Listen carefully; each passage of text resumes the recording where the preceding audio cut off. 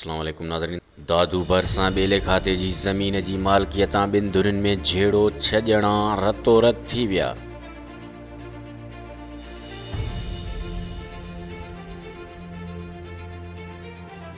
दादू ڀرسان ॻोठ ڪنڊي फज़ल मोहम्मद पनहور में ॿेले खाते जी ज़मीन जी मालकियतां हलंदड़ तकरार ओचतो ڀڙڪي पियो। मालकियतां पनहور बरादरी जे ॿिनि धुरियुनि में जहिड़ो थी पियो।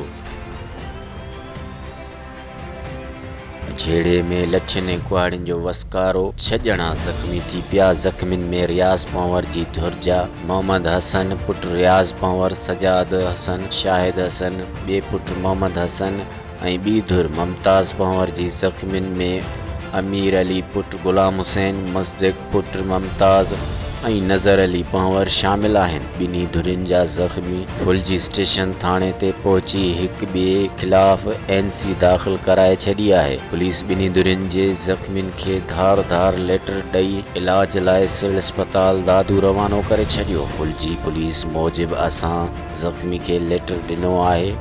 जेकॾहिं धुरियूं केस दाख़िल कराईंदियूं त वधीक कार्रवाई कंदासीं। वाज़े रहे त ॻोठ फज़ल कुंडी जे देह कुंडी में वाक़े ॿेले खाते जे 100 एकड़ ज़मीन जी मालकियतां बासर धुरियुनि जे माण्हुनि में केतिरनि ई वक़्त खां जहिड़ो हलंदड़ आहे, पर ॿेले खाते जी इंतिज़ामिया सियासी असर जे करे ज़मीन ते का बि कार्रवाई नथी करे, जंहिंजे नतीजे में जहिड़ा थियनि था। मामले ते ॿेले खाते जे DFO रिज़वान मेमून सां मौक़िफ़ लाइ राब्तो कयो वियो, जेको मौक़िफ़ ॾियण खां लवाए वियो।